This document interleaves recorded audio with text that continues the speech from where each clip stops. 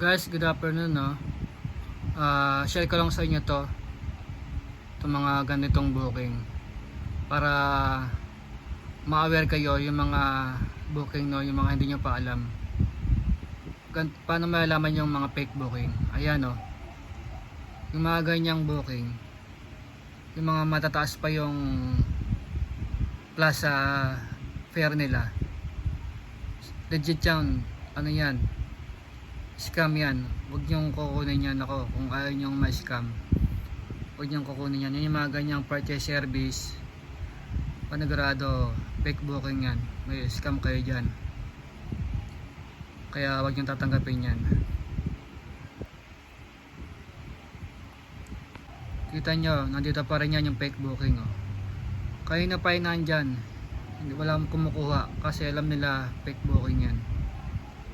Scam yan, kaya huwag niyong kukunin yan. Kasi pag may nakita kayong ganyang price, no, mas mataas pa yung rate niya sa tip, yung plus, panigurado yan, scam yan. Tapos ano siya, purchase service yan, may maabonohan ka dyan. So pag nag-abono ka dyan, yun, may scam ka dyan. Mamadaliin ka ng customer niyan para magbayad through online, through Gcash, ganyan.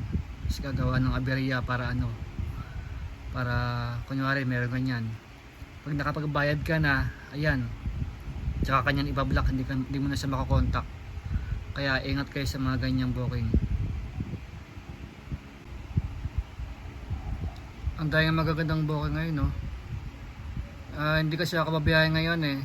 Gagamitin ni Esme yung sasakyan, kaya hindi ako makakabiyahe. Bali ngayong week hindi pa ako nakakabiyahe eh. Medyo masama kasi panahon. Maganda ng booking, oh. Taguig Valenzuela, Taguig Alfonso, long distance, oh. Long distance.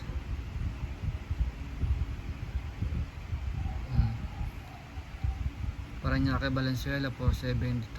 Sayang na, magaganda pa naman yung booking. So yun lang guys, no, yun lang ma-share ko ngayon. Ingat kayo sa mga biyahe nyo, no? Sa mga nasa biyahe ngayon, ingat, medyo maulan maulan, basa ang kalsada, maraming aksidente sa daan ngayon, kaya ingat kayo. Huwag nyo pairalin yung init ng ulo pag traffic. Kalma lang, makakarating din sa pararoonan.